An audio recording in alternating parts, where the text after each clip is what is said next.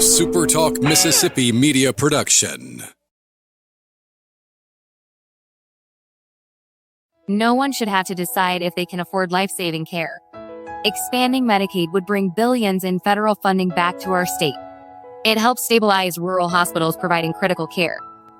Text BETTER to 46839. Places, everyone. Come on, places, please. We're ready. This is it. Ready? We are ready to go. Oh, it's with Richard Cross. Time to engage. He's got the news you need. Turn the page. Conversations that light up your day. Super Talk Mississippi. Coming your way.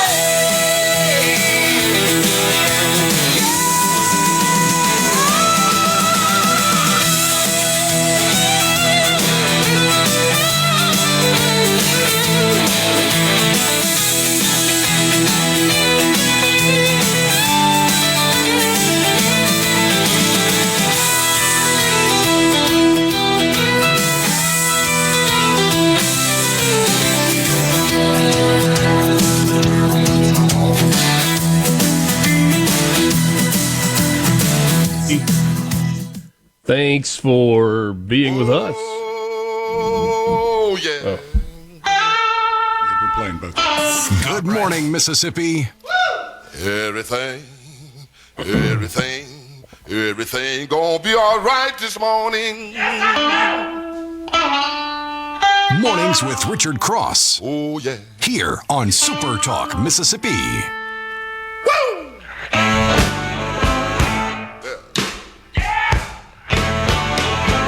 Now, when I was a young boy, at the age of 5, my mother said I was gonna be the greatest man alive.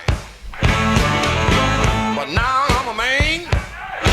Good morning. Way past 21. Across the Magnolia State and beyond, thanks for being with us on this Tuesday morning. Hope your day, if you are up and stirring, is off to a great start. Was it one of those mornings where you had to hit that snooze bar one extra time, or did you just bound out of bed ready for a new day? Whatever it is, thanks for joining us. Richard Cross, Lance Tolbert in studio.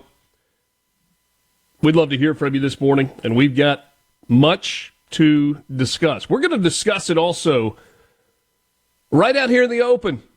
We're going to talk where everybody is welcome. This is not a group chat. This is not a text thread. We don't need a Signal app to talk about the things that we are going to talk about. We're just going to do it right out here for the whole world to see on Mornings with Richard Cross. It's going to be nice today in the Magnolia State, North Mississippi, Oxford area. High of 79 and sunshine. Going to be great for a baseball game tonight at Swayze Field with Ole Miss hosting Memphis. Starkville, even warmer, 82 degrees and sunny this afternoon with a 10-mile-per-hour wind out of the west. Bulldogs have got Samford rolling into town later today. Go figure, a little warmer in the northern part of the state than on the coast. Biloxi, you're coming in at 75 and mostly sunny this afternoon. The warm spot in the state, Meridian, 83 degrees and partly cloudy throughout the day. Pollen everywhere. Lance, sometimes we forget year to year how bad it is. Does it feel like this is worse or just par for the course on the old pollen count? Kind of normal to me. I mean, okay. Just when you have a black vehicle, it's easy to see. Yeah, it is. I mean, it's everywhere, and I think pretty much every year it's, you could say it probably gets worse, I would imagine. A little bit later this morning, we're going to tell you which city is the worst in the United States to live in for seasonal allergies. I don't know that this is the trophy you want, but there is a 3-time defending national champion for the worst allergy city in America. We'll get that for you. Ole Miss Athletics Director Keith Carter will join us coming up to begin the 7 o'clock hour. Man, he was logging the miles last weekend from Milwaukee to Waco, back to Milwaukee, but a couple of teams in his athletics department headed to the Sweet 16 in the men's and women's basketball tournaments. We'll talk with him about everything that he saw, everything that he did last week. Also, some football conversation, some stadium construction stuff that's on the way for football, and a little bit about the shifting landscape for college athletics. That's coming up to start the 7 o'clock hour, 1 hour from right now, hour and a half from right now. State Treasurer David McRae will join us. Get an update on where we are financially as a state right now, some of his budget priorities, and I will be fascinated to hear from David McRae his thoughts on what the legislature has just done in terms of eliminating the state income tax. And at 8 o'clock, the great Bobby Rush, the 3-time Grammy award-winning legendary blues artist that calls Mississippi home. New album. Man, I hope I'm still putting out something new at the age of 91. That's exactly what Bobby Rush is doing. Just teamed up with Kenny Wayne Shepherd. And they've got a big tour coming up this summer and more. Bobby Rush. He's one of a kind, Lance. Yeah, that's an understatement, man. They don't make him like Bobby Rush. Be honest with you, I don't know if I've ever met a guy as cool as him in my life. And there's not a more genuine article from my experience with him in conversations. I absolutely think the world of him. Such a talented musician, and as you said, at 90 years old, continuously putting out great music, partnering and collaborating with amazing artists, hitting the road, totes that guitar with him everywhere he goes. He's a solo guy. I mean, when he comes, he doesn't have an entourage of people. It is Bobby Rush, and that is the guy that you want to see, and that is the guy that you get, and they don't make him like him. So, folks, if you have an opportunity to catch him live anywhere or just to say hello, you're never going to be disappointed. I promise. He is something else. All right. This morning is my first conversation with him. Mm-hmm. Are you telling me he's bringing his guitar in studio? He always brings his guitar. So, I can't wait to see what Mr. Rush has up his sleeve. But he is just a unique guy. They don't make him like him. And he's always ready. I don't know how to explain that, but he's always ready to play. Not only is he going to have his guitar, there's a chance he's going to pick it up and he's going to start strumming while we're talking this morning. Yeah, I'll set him up in there. We've had him a couple times. He is such a great guy. And again, you never know. Yeah. You never know what you're going to get. So. Oh, yeah. Some big musical birthdays today. This day in 1942, the great Aretha Franklin was born. The Queen of Soul, R-E-S-P-E-C-T, think, Chain of Fools, pianist, songwriter, first female performer inducted into the Rock and Roll Hall of Fame. That happened in 1987. Aretha Franklin, born in Memphis, Tennessee. Man, she was good. Is. Not was, is. She is good. Another guy that pretty good, not born in Memphis, but born in the United Kingdom in 1947. English singer, songwriter, and piano player. See if you recognize this guy. She packed my bags last night, pre-flight. 0 hour. 9 a.m. Elton John, born on this day in 1947. Rocket Man, Goodbye Yellow Brick Road, Candle in the Wind, and about a million others. Yeah, unlimited playlist almost. I mean, in terms of catalog, there aren't many that are, even if you don't love Elton John, I think you can recognize that the number of hits, it's just incredible. Just incredible. It's hard to quantify his everything that he brings to the table. Oh. Yeah, really just an amazing performer on top of an outrageous musician, too. Mm-hmm. Those are not necessarily one and the same. No, that's a great point. Well, in the same way that playing the piano does not make you a great singer. Being a great singer does not make you a great pianist. Being a great singer and pianist does not make you a great performer. Being a great performer does not make you necessarily somebody that can fill stadiums for 40 years on concert tours and keep people coming back and wanting for more. He's got all of that. You remember this guy, 1966? Tom Glavine was born. Concord, Massachusetts. Hall of Fame pitcher, primarily for the Atlanta Braves, later with the New York Mets. Won the NL Cy Young in 1991, and again 7 years later in 1998. He was the 1995 World Series MVP for the then world champion Atlanta Braves. 10-time Major League Baseball All-Star. Loved watching Tom Glavine pitch. The old circle change, man. Hard to, you couldn't hit that thing. Yeah, I mean, and he could spot it up wherever he wanted. Two-seamer, four-seamer, change, curve, slider. It didn't matter. He was. I don't remember watching him off, having a bad day. He didn't throw it overly hard, but it was like Maddox. There were very few times you were going to watch those guys, and they just didn't have A stuff. Control. And how many kids did you have out in the yard trying to throw a baseball just like this? If you're watching on SuperTalk TV this morning, that OK sign that you make with your pointer finger and your thumb, throw that rooster tail up in the air, wrap it around the baseball, and then try to make that baby dance. And it's like a wiffle ball. Yep, there it was. Give you a couple of things that happened on this day. When we continue with you, we've got news headlines, we've got sports headlines, a lottery update, and a whole lot more. Just getting started on this Tuesday morning. Mornings with Richard Cross.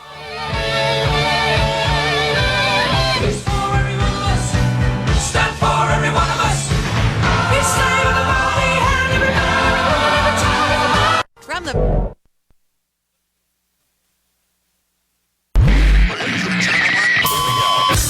Mornings with Richard Cross on Super Talk, Mississippi.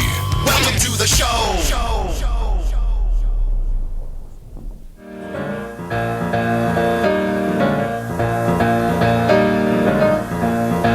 You better think about what you're trying to do to me. Think, let your mind go, let yourself be free. Let's go back, let's go way on, way back when. I didn't even know you couldn't have been too much more than 10. I ain't no psychiatrist, I ain't no doctor with degrees, but it don't take too much time to see what you're doing to me. Sister Aretha Franklin, happy birthday. And best cameo ever, maybe Blues Brothers, where she breaks out and starts singing.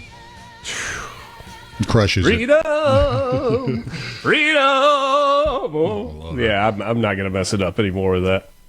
A couple of things happened of historical significance on this day. There are a lot of things that happened of historical significance. These two jumped out to me. On this day in 1934, the first Augusta National Invitation Tournament, which would later be called the Masters, was won by Horton Smith. Sunk a 20-foot birdie putt at the 17th hole, finished the event one stroke ahead of Craig Wood, and the Masters was born. Well, the early days of what is now the Masters, what was then the Augusta National Invitation Tournament, were fraught with financial difficulty, with loans from members, with grants from the city of Augusta, tourism department, Bobby Jones and his father, both loaning the club money just to get by in the early days. And would those people believe what it has become? Lance, have you ever had a chance to step foot on the property at Augusta? Oh, no, I've not. It would be a great honor to do it. And I mean, I wouldn't even want to go out there with a club or anything. You know, I mean, I would mess up the course. That's one of those like pristine paintings that you just want to witness. I knew you weren't a huge golfer. I just didn't know if somewhere along the way. I love golf. I wouldn't mess up that course. You know, I wouldn't garbage it up with my game. It's it is absolutely spectacular. I'm not being flippant when I say this, but there's a little bit of a. You ever see a piece of land, or a sunrise, or a view looking off in the distance, and it just kind of feels like a religious experience. Oh, yeah. Get it all the time out in the woods. Yeah. Yeah, it feels like in that moment you're drawn a little closer to God. I had that experience at Augusta National. Kind of standing up around the clubhouse, up around that first tee box, 18th green, looking off in the distance as the course drops off. I mean, it's amazing the topography of that piece of land and just how much higher it is at the front of the course than it is down around Amen Corner at the lowest point of the golf course, and just an absolute spectacular place. Well, loving golf and being a great golfer, obviously, are two very different things. And I would kind of like playing the piano and being Elton John. Two very different things. Very different things. But yeah, I love the game. And when you watch an event like the Masters and the history behind it, as you said, it's such a vibrant history. The way the place started, and it wasn't easy. It didn't start at an easy time. But having people like Bobby Jones playing at it, and the crowds that eventually followed. It's amazing how the sport itself has grown from that embryonic stage where it was kind of a bunch of dudes that did other things. Yeah. And then all of a sudden it starts becoming more of a professional sport. And you can thank Augusta for a lot of that. On this day in 1961, Elvis Presley performed live at Pearl Harbor's Block Arena in a benefit for the USS Arizona Memorial. His return to the concert stage after a stint in the United States Army raised $60,000 and worldwide awareness of the project. That USS Arizona Memorial, one that there today and attracts thousands and thousands of visitors every single year as people go, and sometimes for the first time, learn about the history of Pearl Harbor, or it becomes far more real for them than it ever has before. That is somewhere that one day I hope to go, and to see that Pearl Harbor Memorial, the USS Arizona, in person. Family's been. I mean, I know my sister and mother have, and it's one of those moments, as they say, it's just surreal. You just don't really understand until you see it firsthand. What went on, and the memorial itself, how unique it is. And Elvis, thank you for helping start that and get it rolling. But he raised $60K for that, and it's a great. Again, thank goodness you have people like Elvis that it takes a little bit of inertia to get things going. And what an amazing monument and memorial to men that were killed in action. Really, a sneak attack by the Japanese. C-Spire text line open to you at 601-879-4395. 601-879-4395. Every sports fan can tell you fast speeds win games. That's why C-Spire brings you fiber home internet nationwide, 5G wireless and IT solutions that move as fast as your business. Learn more at cspire.com. C-Spire, inspired by you. Hey, did you know on this day there was a pretty famous thing that happened? 1863, the first U.S. Army Medal of Honor was awarded to Private Jacob Parrott. He was the first of a group of 6 men who were awarded the medal for their actions in the Great Locomotive Chase of 1862. And if you don't know what that is, it was Union raiders seized a Confederate train in North Georgia during the Civil War.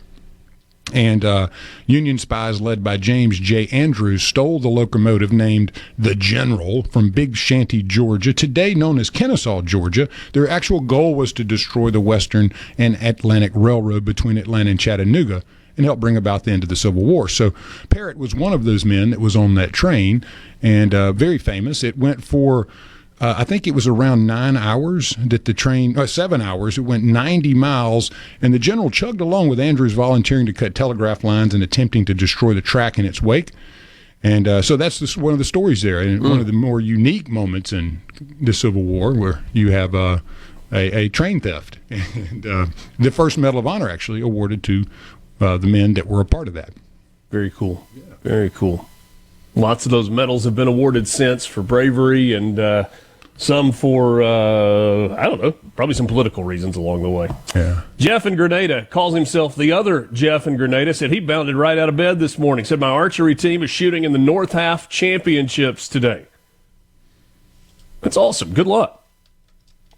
That's a sport that's growing at the high school level. Man, the archery teams are super competitive and really cool to see those events. I love archery. Yeah, I mean, it's fun. Yeah. As a kid, I would practice a lot more than I do these days. But it's I love archery. Absolutely one of the more fun little sports. Even if you're not shooting at a live target, just target shooting. Yeah, watching that thing bend and bow and flip around and then hit that target right where you were aiming. But that arrow doing all kind of crazy stuff there. It's really cool watching it work. I love that a lot of our high schools have added some outdoor programs as sports at schools, whether you're talking about archery or trap shooting. I mean, clay pigeons, that's a thriving and growing sport at the high school level. And then the old bass fishing teams, those things are growing as well. You saw that bass photo I sent you. Woo! A buddy of mine in the building here, they were celebrating his older brother's birthday this weekend. Went and bought about 140 pounds of crawfish, boiled it up, got done walking around out in the country, coming across a couple of those little ponds, and said, "Hey, let's throw a little line out." And the brother caught a 5.5 or 6 pounder. Boy, that is a beauty too. I was like, "Man, do I get the invite?" He goes, "Yeah, you can come anytime you want." I'm in. But yeah, the fishing season's upon us. Elvis raised $60,000 today. It would take $60,000 for a family of 4 to spend a week in Hawaii. Maybe not quite that much, but that is not an inexpensive trip. Tony and Brandon says the USS Arizona is on his bucket list. Jeff in Grenada says he is the OG Jeff from Grenada. Who is this imposter? Well, he labeled himself as the other Jeff in Grenada. Yeah, he was Jeff fair. in Grenada. Yeah. So that's fair. We got news to get to, but get kind of long-winded on some of the stuff that had happened. Top national security officials for President Donald Trump, including his defense secretary, Pete Hegseth, texted war plans, allegedly, for upcoming military strikes in Yemen to a group chat in a secure messaging app called Signal. Problem is that group included the editor-in-chief for The Atlantic. At least that's what the magazine reported in a story online yesterday. The National Security Council said the text chain appears to be authentic. We got to talk some about this. We'll do that when we come back. We'll also get to some sports headlines. We got a bunch of those and more. Thanks for starting your day with Mornings with Richard Cross. One early morning, one late at night.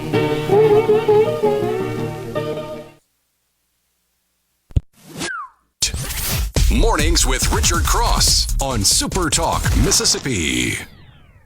Because I'm sitting on top of the world.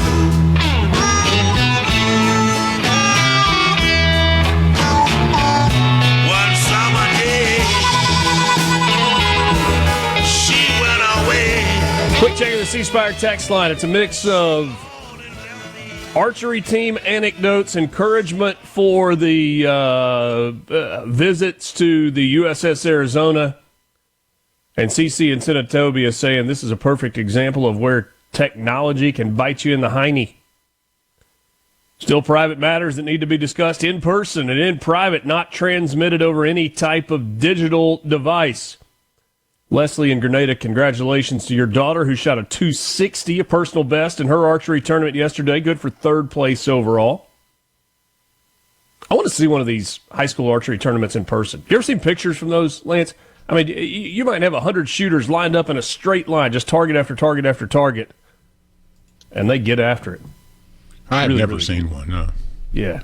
I've seen like on YouTube, you look at the like English or Scottish, they have some of those archery tournaments still. It's really cool looking, where it's like a community of loosely affiliated folks and they all get out and shoot at targets. Loosely affiliated? Yeah. I like it's that. good stuff, yeah. I love it. You want to be part of the conversation, you too can join us on the C Spire text line, 601-879-4395. So you've got these this app called the Signal app. Basically, it's a secure-ish text messaging app, group chat app. And it allows a lot of folks to, jump into the message, and you got all kinds of apps like this. If you're a parent of a kid that plays sports or is involved with an organization, maybe the leaders put you on the Band app or Team Snap or whatever it is, just a group chat app that keeps it all together and keeps it out of your normal text messages, hopefully with a little more security. Problem is, if you invite somebody to the group that's not supposed to be in the group, you better remember what it is that you're saying. And that's what happened with this group of highly classified. Well, I suppose we don't know at this point just how classified the information was or if it was classified. The material in the text chain, according to Jeffrey Goldberg, editor-in-chief at The Atlantic, and by the way, if you could pick a media organization to have its editor-in-chief be part of a group text message chain where sensitive military information is being exchanged, Goldberg is not who you would invite to the party. He says it contained operational details of forthcoming strikes on Iran-backed Houthi rebels in Yemen, including information about targets, weapons the U.S. would be deploying, and attack sequencing. National Security Council said in a statement that it was looking into how a journalist number was added to the chain in the Signal group chat. Other reports say it's Mike Waltz, the National Security Director who invited Jeffrey Goldberg to the group. Was this nefarious or was it an accident? You would like to believe, you would hope that it was an accident. How does that happen? That's a good question. Waltz is going to have some explaining to do. Pete Hegseth was on the message. J.D. Vance was on the message. Marco Rubio was there. So was Tulsi Gabbard. Goldberg said he received the Signal invitation from Mike Waltz, Trump's national security advisor, who was in the group chat. Now, Philip in Walthall County says Pete Hegseth said on Fox that nobody was texting war plans. I saw that video outside a plane standing on a tarmac. It pains me to say this. I don't believe Pete Hegseth in this case. I like Pete. I think he's going to do a good job running the military. Like what he stands for. Like that he's putting our troops first. This is not Pete Hegseth's mistake. And maybe it depends on how you define war plans. Maybe there wasn't a PDF file on there that was shared that laid everything out. But when the National Security Council admits that, yeah, there was some stuff in there, this appears to be legit, then I tend to think that the SecDef is just trying to cover for somebody in this case, including the troops. Now, I don't have any proof that Pete Hegseth was or was not telling the truth, but when asked about it, Pete Hegseth's first reaction was to go after the journalist, Jeffrey Goldberg. And there are lots of reasons to go after Jeffrey Goldberg, but I don't think this is one of them. I don't think Goldberg's the one that's in the wrong here. You may not like that he's going on this tour to kind of expose everything. There probably are some people that if they erroneously were added to that group chat, they might raise their hand and be like, guys, thanks for the invite, but I'm not sure I'm supposed to be here. There might be journalists who would privately reach out to the administration and go, fellas, you got a security breach, and you need to button this up. Now, this is going to be our little secret. I'm not going to out you publicly, but you got a problem. This shouldn't be happening. Well, isn't the journalist Goldberg, isn't he the guy that wrote the scathing article about Trump claiming to badmouth the troops and calling them losers and all that, which was refuted? Yeah. And then he's also people hoax. Yeah. And then he's also made the claim that he has war plans that have been signaled to him through the private chat, but yet he has not provided evidence that that's happened yet. So I'm not sure. Don't we want him not to do that? Yeah, but at the end of the day, he's also discredited as a journalist too. So I agree with you. It's not the guy that should be in the group chat, and wonder why Waltz has him on speed drive. Basically on the speed dial thing. But at the end of the day, you're also dealing with a discredited journalist who claims he has information that has not been made public. So, but yeah, I'm with you. I mean, you don't necessarily want it made public, but I don't know who to believe here. Just kind of spitballing. It seems like everybody's got a story. When Israel announced that it had killed Hamas's de facto prime minister Ismail Barhoum, it was a surprise to many in Gaza who didn't even realize that he had been given that job, because it was only 5 days earlier that an Israeli airstrike had killed his predecessor. The targeted killings were part of a wave of attacks that the Israeli security forces have carried out against senior Hamas political operatives, attacks that aimed at crippling the militant group's ability to govern, but also highlighted Israel's intelligence gathering in the enclave of Gaza. The Mossad is incredible. Israel has killed at least another 4 senior political figures in a week of strikes, including the deputy ministers of Justice and Interior, as well as the Hamas's internal security agency, the head of that. Targeted a number of senior and mid-ranked military officials.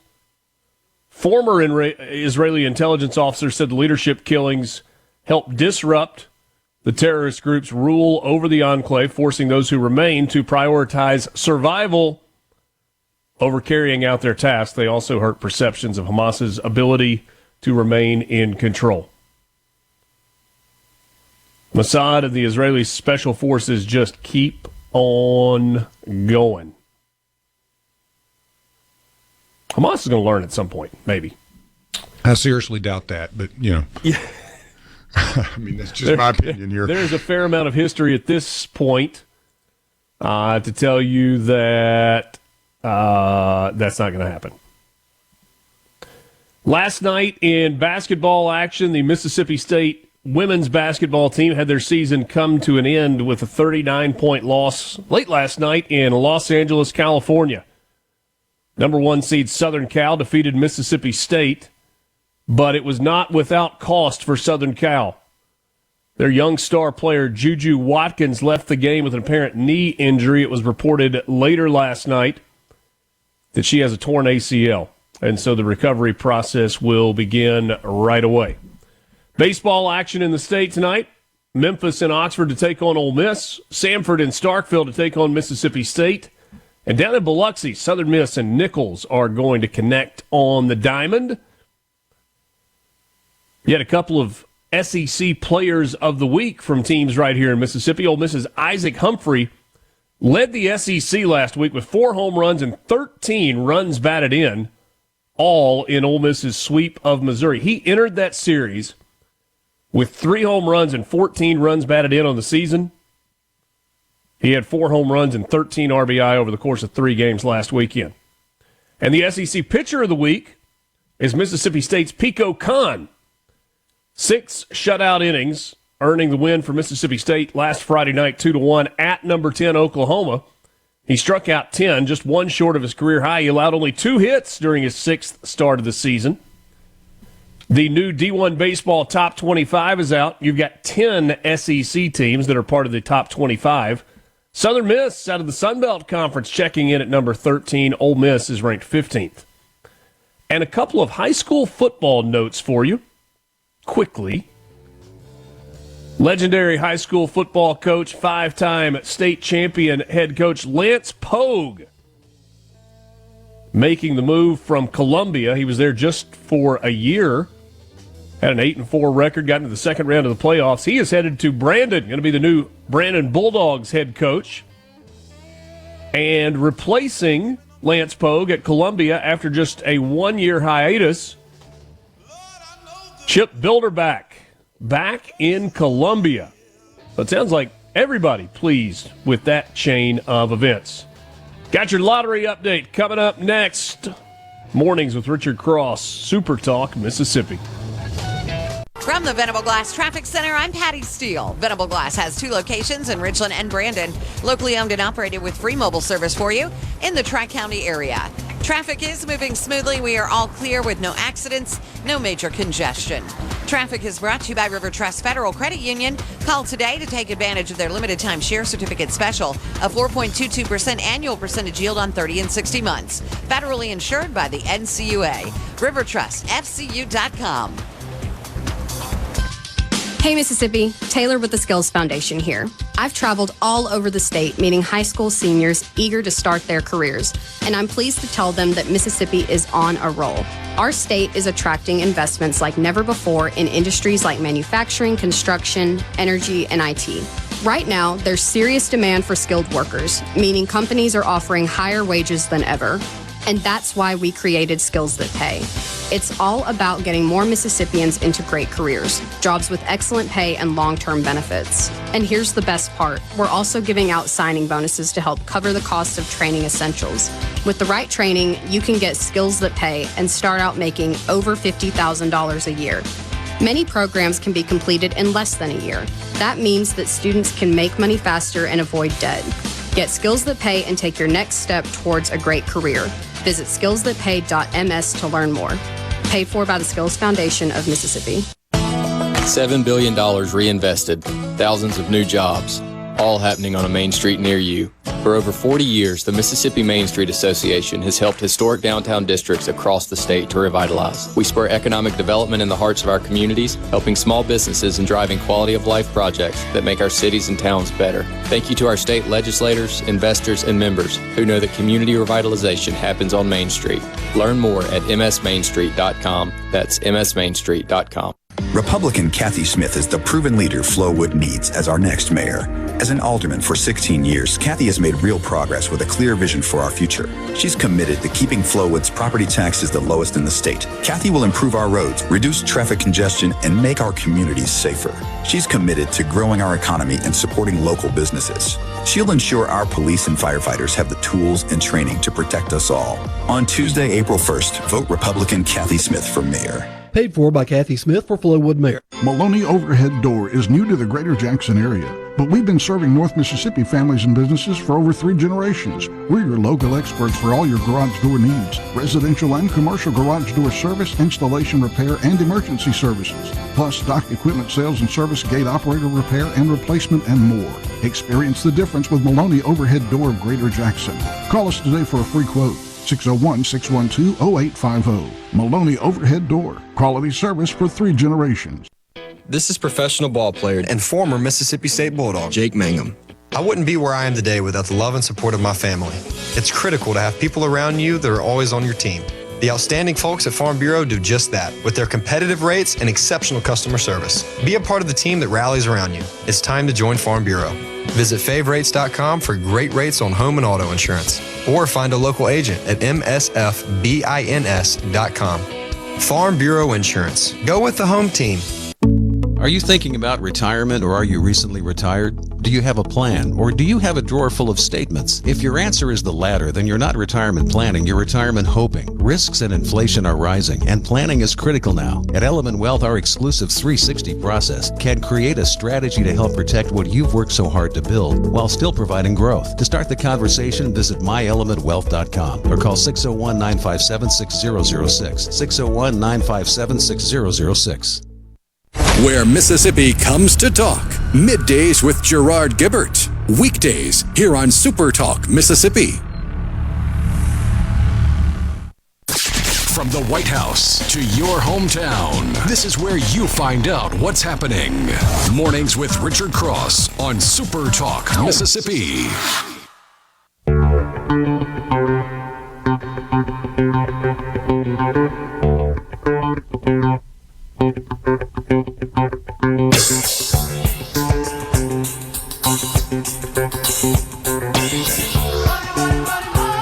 Yesterday, Governor Tate Reeves signed the Safe Solicitation Act into law. That's the Panhandling Act in Mississippi.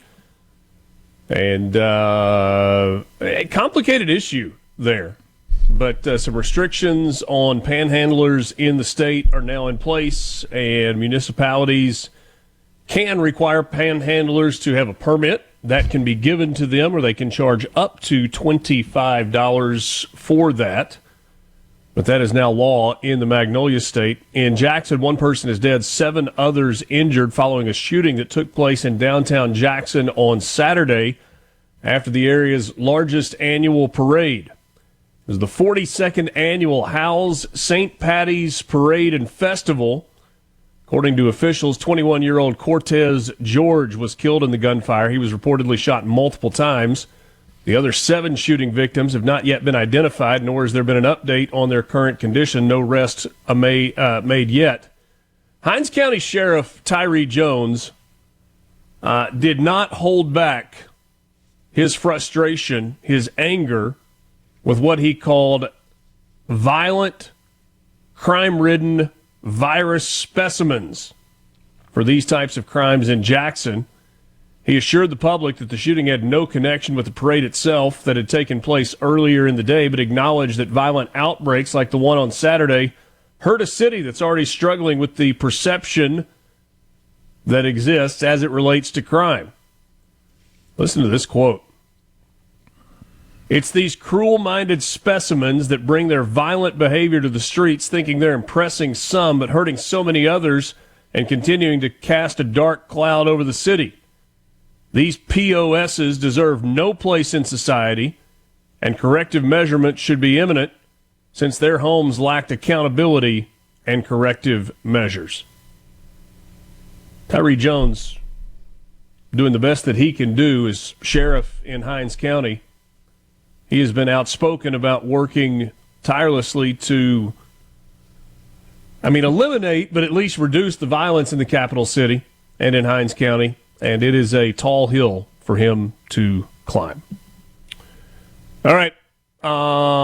Lotto America. No jackpot winner last night. The new jackpot is $27.2 million. That's for tomorrow night's drawing.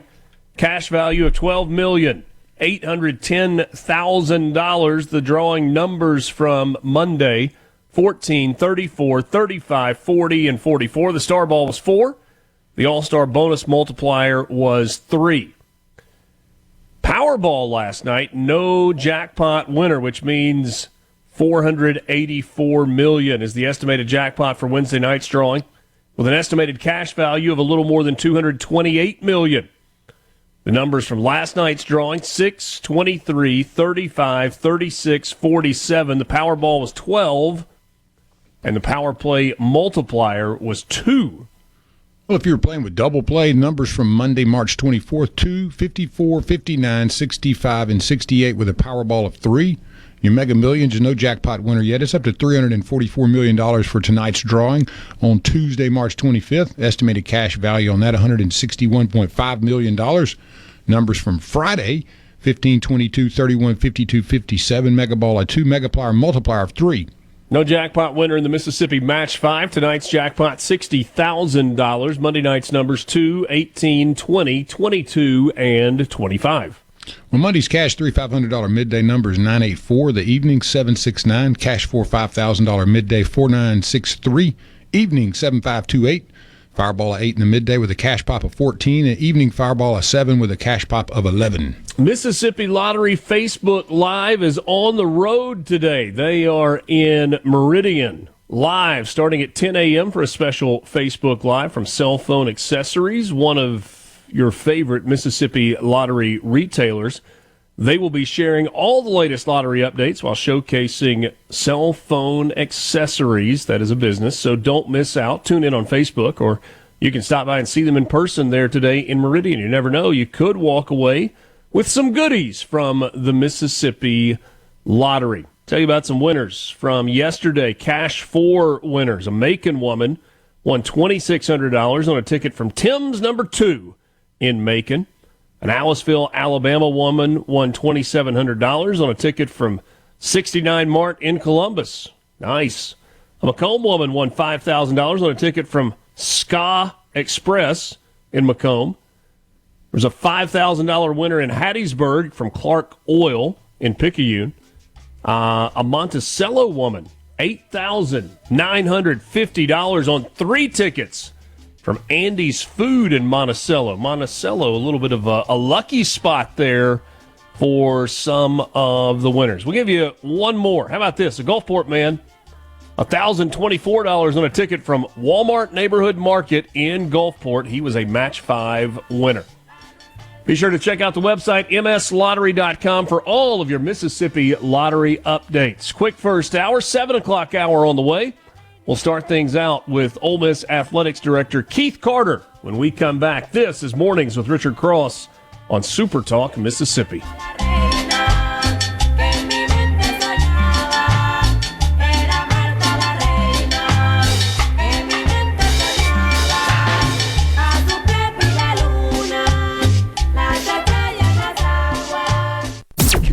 The views and opinions expressed by the hosts, guests, and callers on this show are not the opinions of TeleSouth Communications, its management, or advertisers.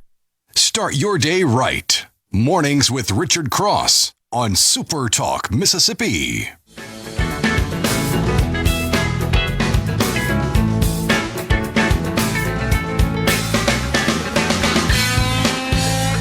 Hope you had a chance to peek outside this morning and see a gorgeous sunrise, pinks and purples scattered across the sky on this spring morning, the 25th of March. Thanks for being with us. Mornings with Richard Cross on SuperTalk Mississippi.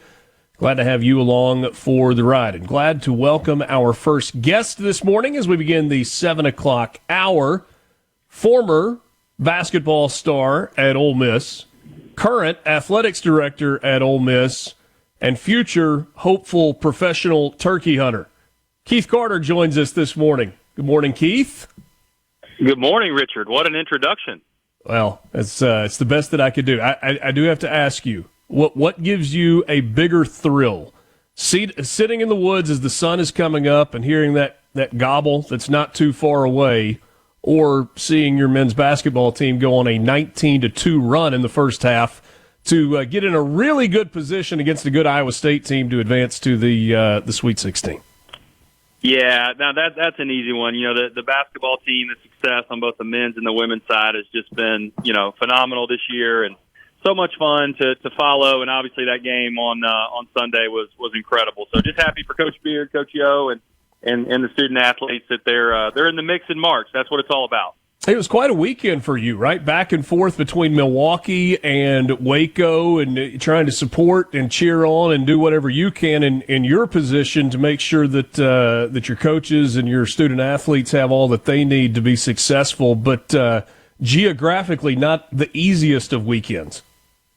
No, it's not, and it's unfortunate. This weekend too, we're both playing on Friday and in similar game time, so. Hard to be in two places at once, but we have a great team here. We have folks obviously with the men's team and the women's team that are doing a great job for us with the logistics and making sure the teams are comfortable and have everything that they need. And just candidly, this is kind of a new for us.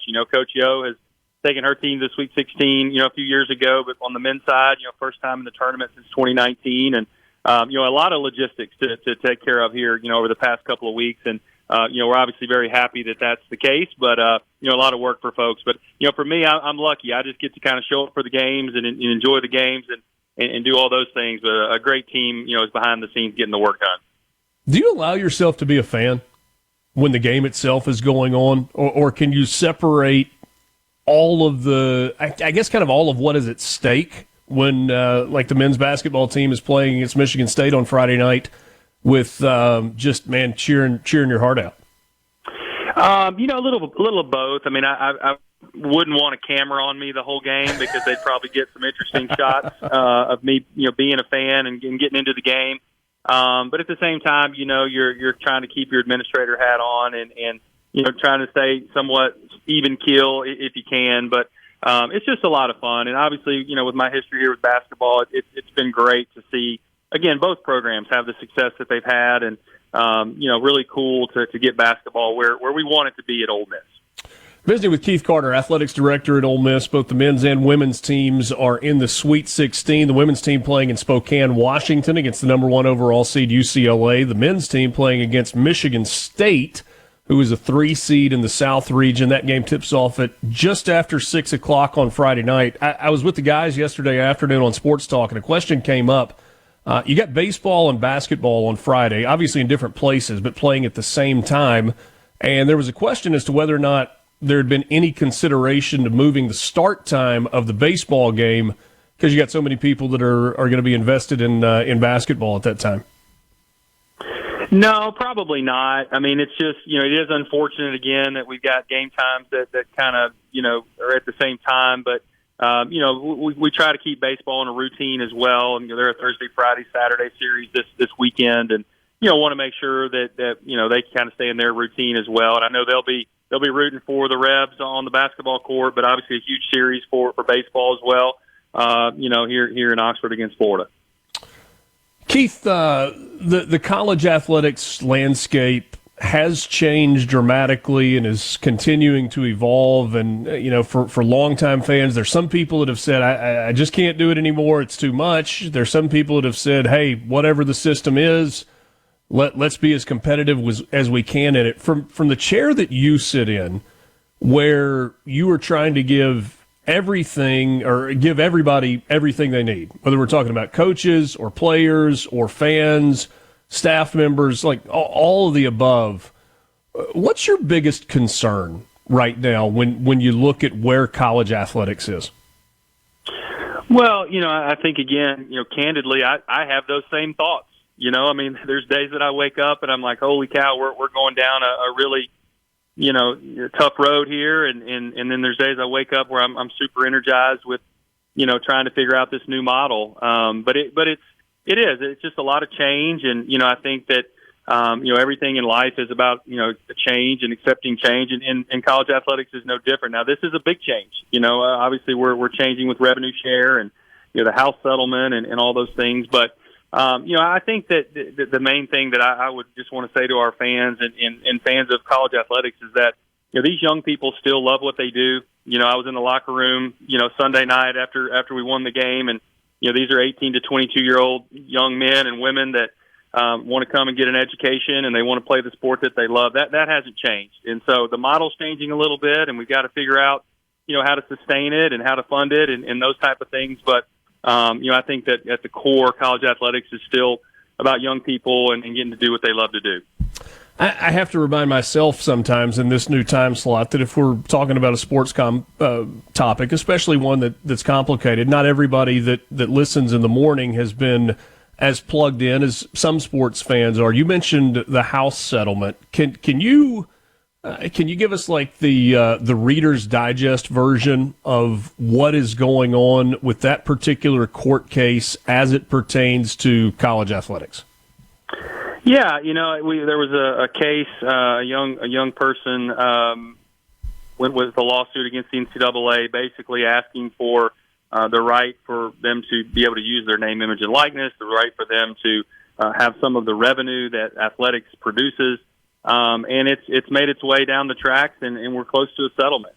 April 7th is the date that the judge will hear kind of final remarks and information on the case, and we think it will settle shortly after that. And basically the gist of it is that there's some players that played for a time period that are going to get some backwards looking damages. They're going to get some money that maybe they were owed from a revenue share component, and then moving forward, we're going to be spending about $20.5 million in the first year. There's an escalator on that moving forward to our student athletes, and we'll be sharing revenue with them. And again, it's something that it's a math problem. It's something that we have to figure out, but I'm all for it. I think, and I've said a lot. Nobody came to Oxford last fall to see me or any of our administrators play football. They came to see Jackson and Trey and all of our great players, and they deserve a piece of it. So we want to share it. We want to make sure that we do it the right way. But again, it is a funding issue that we got to work through, and we're doing that as we speak. So basically a new $20 million budget item or line item in your budget, money that you were not necessarily spending previously. You're not alone in that. Everybody in the SEC, most of the teams in college athletics are trying to figure out how to do that as well. From where does that money come? Well, it comes from a lot of different places, and it comes from new revenue sources. We're trying to be creative there, with concerts, and obviously, people have seen some of the changes we're making with the Grove and other ideas to create revenue. The chancellor has been a great support of athletics. He's somebody who he certainly understands the value of athletics to the institution. So he's been a huge help in these conversations. Cutting expenses, trying to find ways to get skinnier with our athletic department, with our programs, and focus on the expenses that affect winning, and trying to cut our budget there to come up with this. But we're gonna ask donors to help us. I mean, our Ole Miss donors have been fantastic over the years. I came up through fundraising at Ole Miss, and our folks have always stepped up when we've needed them, and we're going to need them to do that again because I think that there's a price to pay in this for success, and I think we're enjoying the success and we want to sustain it. So we'll certainly do everything we can to make sure that we have our seat at the table, in the top 20 with a lot of our programs. I was reading a story a week or so ago. I think it was about Arizona State, and they kind of recognized the recognition they got with their football program and its success, and are basically rolling the athletics department into part of the university and saying, whatever it costs, the university is going to make sure that money is there because we believe in the overall value of this. Is there anything like that's happening at Ole Miss? And forgive me, only about 45 seconds left. Yeah, well, again, Chancellor Boyce has been an awesome partner. He's my boss, but I look at him more as a partner in this, and he's been very helpful. And I do think he understands the value of athletics, the branding equity and the branding power of athletics for the institution. And he's been certainly involved in a lot of these conversations with House and how we're moving forward. Not to the extent maybe that Arizona State is, but I think our chancellor certainly understands that. There's value with the institution supporting the athletics department, and he certainly has done that, and I think will continue to. Keith Carter, athletics director at Ole Miss. A couple of basketball games coming up on Friday. Sweet 16 for the Ole Miss men's and women's teams coming up on Friday night. Thanks so much for your time this morning. Yep, enjoyed it, Richard. Have a good day. We'll talk to you soon. More coming up. Mornings with Richard Cross on SuperTalk Mississippi. From the Good morning, everybody. Time to wake up. Time to shine! Start your day right. Mornings with Richard Cross on SuperTalk Mississippi. My transistor radio comes from far away, and when it's night over here, over there, it's a breaking day. I remember all the good times I had walking in the sand with the beautiful girl that I met made in Japan. This hour of Mornings with Richard Cross is brought to you by MWG Employer Services. Running a business is tough, and if you're struggling with HR, benefits, and payroll, you're not alone. That's where MWG Employer Services comes in. They provide a full range of employer services plus a custom plan that fits you. You can give them a call today. The number is 601-206-7966 or go to mwgemployerservices.com.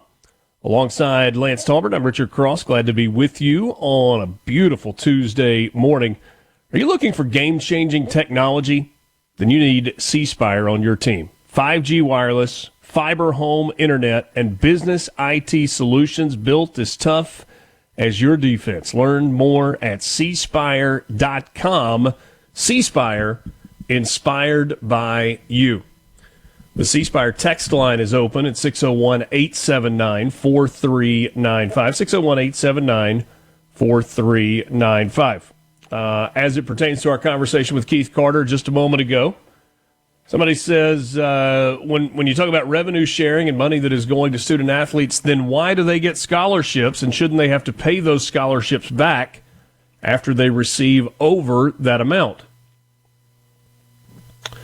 It's not the first time that question has been asked, and there is a mindset change that, frankly, among fans has to happen.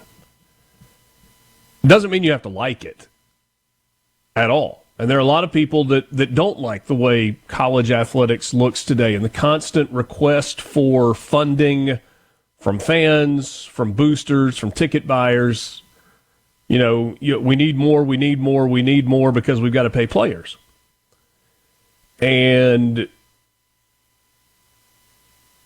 the landscape is such now that scholarship is just part of the compensation package.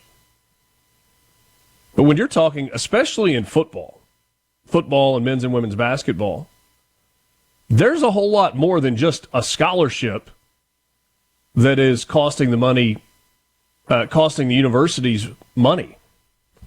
Yes, you get the scholarship, which is your cost of attending the university, but there's also a housing allowance. There's also a food allowance.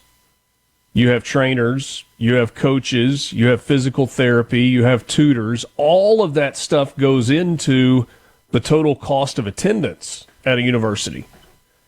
And that's what's being paid in scholarships. And then you've got all of these other pots of money, including this newest thing that is happening that Keith Carter was talking about, and that's revenue sharing.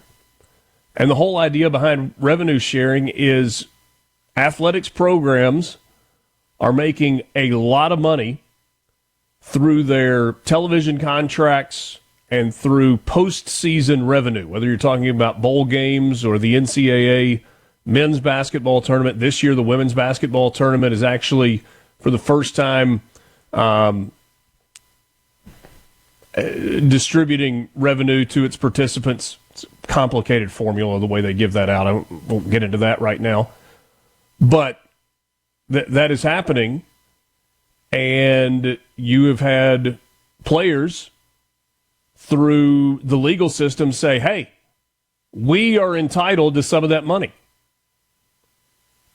And largely, judges have agreed with the players over and over and over again.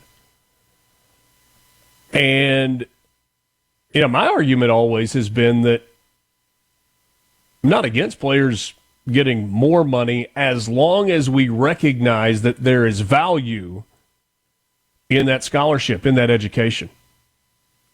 I had a really interesting conversation with a basketball coach in the SEC, not at Ole Miss or Mississippi State this year, but we were kind of talking about where we are in college athletics. And he said, I would not have recognized myself today a few years ago in terms of what I believe. He said, he told me that he was a first-generation college graduate in his family, and he has always placed an incredible amount of importance on the student part of the student athlete. He's like, whatever happens on the court, whatever happens on the field, that degree is the most important thing. And he said, I still see the value in that education, in that degree, for some student athletes. He said, but when you've got a future first-round pick in the NBA or in the NFL, he said, is another philosophy class or marketing class really what they need? Or should we be looking at a second track for athletes who want to use it within the university system? He said, now they still need to be educated, but the makeup of the education perhaps should be different. Maybe it should be an education that is focused on kinesiology, how to make sure your body recovers, on financial management, on investing strategies, on educating how to deal with agents and other business partners in the future. I thought that was a really interesting perspective that was there. Paul and Brandon, this is a very predictable text. Maybe I'm tuning in at the wrong time, but when did I decide to listen to Sports Talk in the morning? It seems morning talk is becoming non-existent. I'm going to spend a very short amount of time answering your question. The content of this program is going to be diverse. And we're going to try to talk about the things that are relevant and matter in the state of Mississippi. And when an athletics program in the state of Mississippi has success at a high level, we're going to talk about it a little bit. And I would argue to you that the shifting landscape of college athletics is as much a political and news conversation as it is a sports conversation. And oh, by the way, just kind of as a tag, we're on the radio 15 hours a week. And I don't know if you are a new listener, Paul, or you've been listening a long time. And by the way, this is not me going on a rant. This is just me being really, really honest with you. I love how we all of a sudden pretend as if Paul Gallo never talked about sports on the radio and never had guests from the universities and the athletics department to talk about issues of relevance in the state of Mississippi. So, if you don't I'm sure there are people that got tired of the tax conversation as it pertained to legislation in Mississippi and were ready to move on to something else. We're going to move on to something else. We're going to move on to David McRae, who's treasurer here in the state of Mississippi, in our next segment. And then, and I hope this isn't too much for you because it's not hard-hitting news, Bobby Rush is going to join us, one of the most talented blues musicians that's ever lived, and is part of the fabric of the history of music in Mississippi.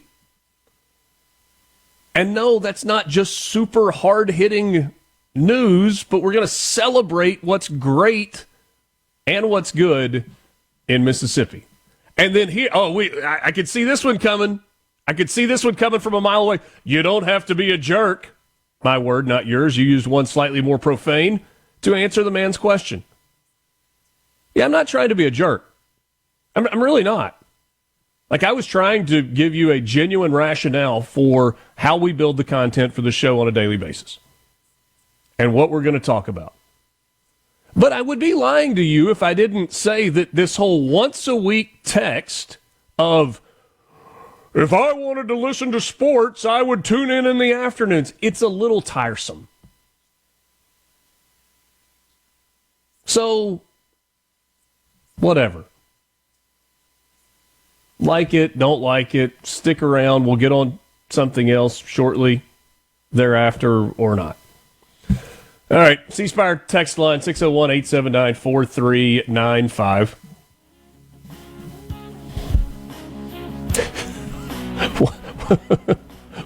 One of our legislators, Lance, just sent me a message that says, you are a J-E-R-K. Yes. You definitely are for... Yeah. Speaking directly to the people. You ought to be ashamed of yourself, Richard. Somebody says, not going to lie, it's been almost 95% sports this morning. Yes, it has been a little more sports heavy this morning because of the relevance of the topic. Maybe we'll get David McRae to tell us what his NCAA tournament bracket looks like when we come back. But we'll talk about other things with him as well. State Treasurer David McRae joins us next. This is Mornings with Richard Cross on SuperTalk Mississippi.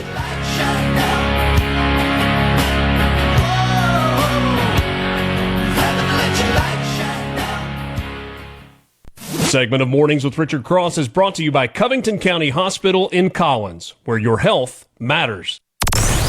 Start your day right. Good morning, America. How are you? Honestly, I have no idea. Mornings with Richard Cross on SuperTalk Mississippi. Cancun was not her style. Tourists there, they drove her a while. The border's a place. Great to be with every single one of you this morning. Mornings with Richard Cross, SuperTalk Mississippi.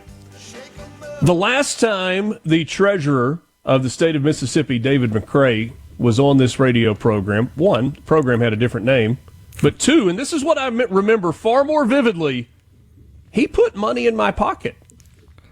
Well, that's what we do. That's part of what the state treasurer's office is doing. I learned about the unclaimed property website, and I punched in my name and all of my information and found out that, hey, there was something that got overpaid or some deposit that wasn't returned because of a change of address years ago. And doggone, if a couple of weeks later I didn't get a check in the mail that I deposited into my bank account. David McRae joins us this morning.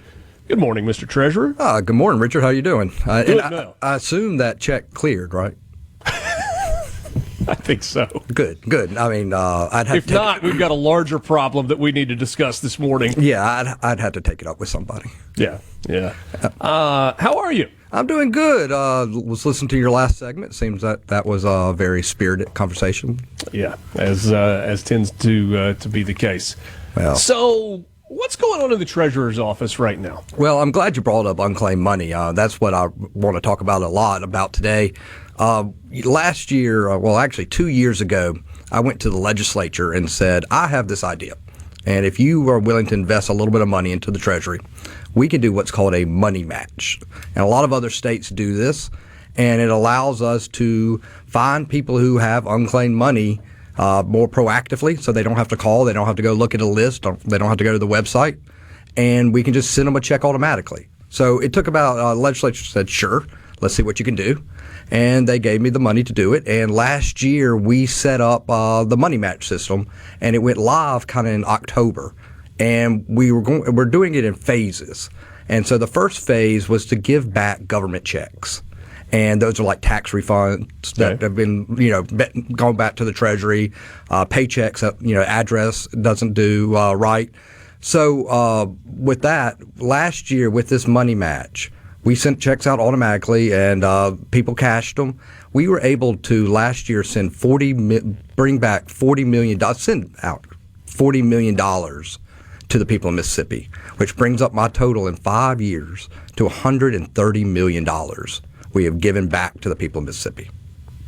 If you're curious about this, and you wonder if there's some amount of money that you have that is just floating out there that has gone unclaimed, go to treasury.ms.gov. You scroll down a little bit. There's a big tab that says unclaimed money, and you can search very easily. It really is a pretty simple process. Now, if it is a larger amount of money, then there is another step in the process that has to be completed just to verify identity, right? Yeah. The easier the claim, we don't need to talk to you. We can just send it out, if it's a deposit or if that's gotten lost over time. But we've had a lot of wills in estates and life insurance claims pop up, in the last couple of years. So, those require a little bit more legwork from my team. So we need, identification. We need, make sure you're in the will, that this is your money and whatnot.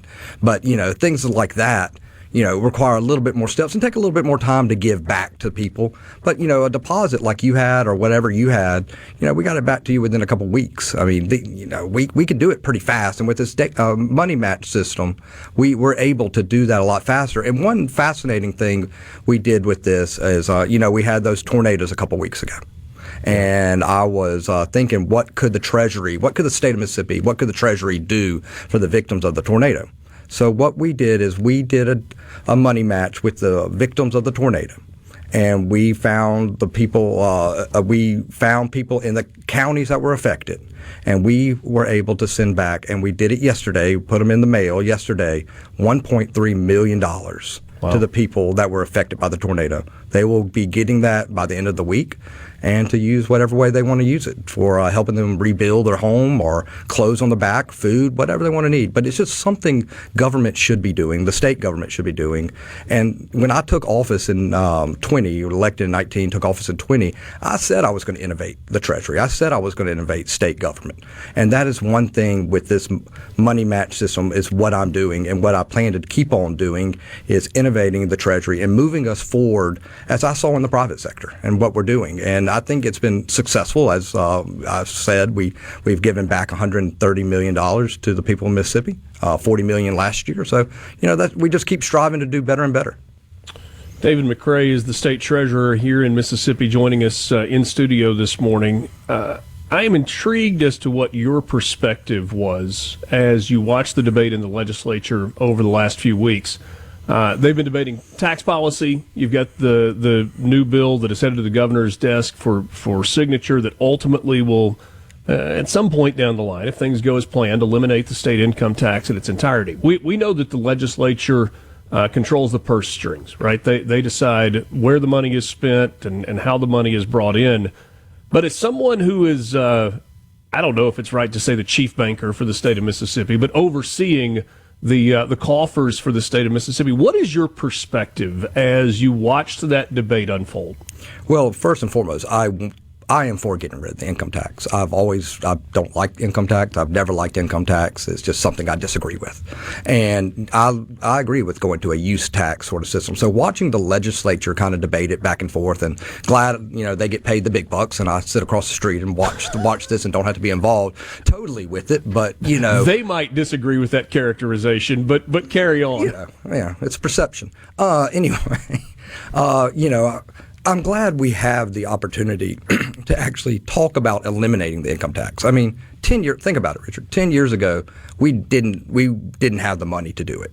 And, even 5 years ago, when it first started kind of getting mentioned by the governor and then Speaker Philip Gunn and Delbert, it was kind of like a pie in the sky, kind of high concept idea. Then it got, it turned out I started making the money through investments, making $375 million through our investments, seeing our revenue increase, seeing our revenue not decrease, but seeing people spending money in the state, us making money for the state.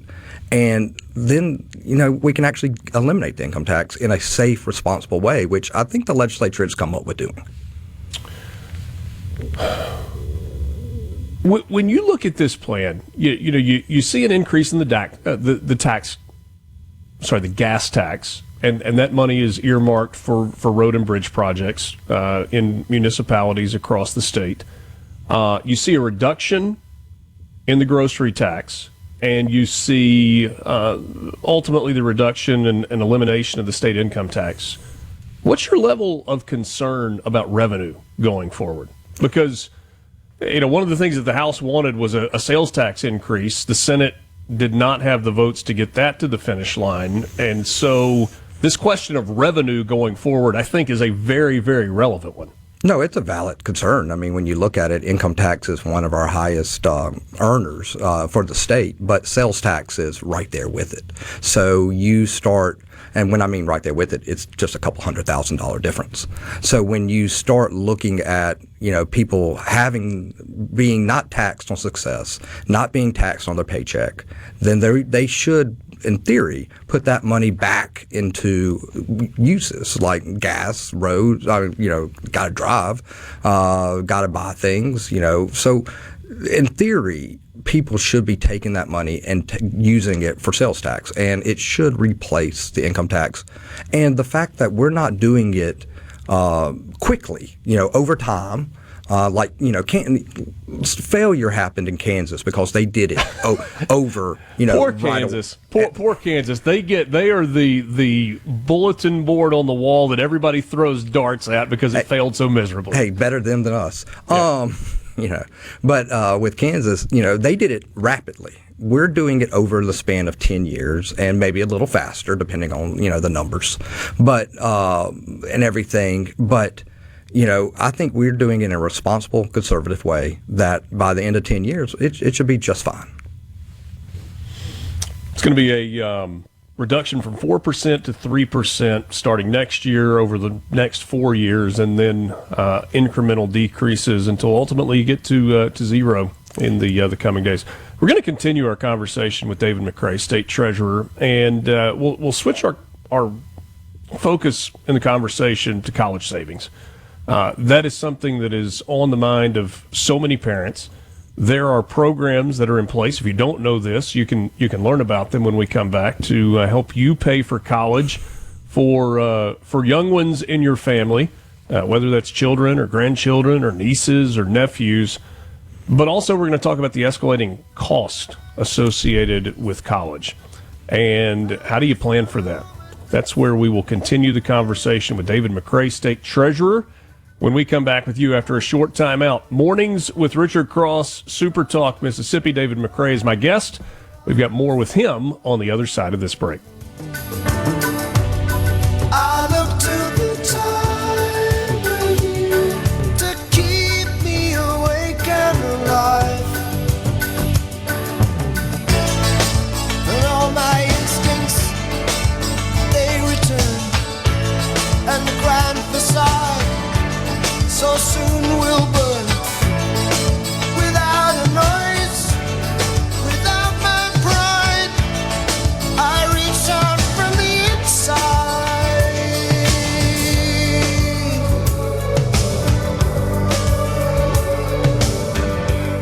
From the Venable.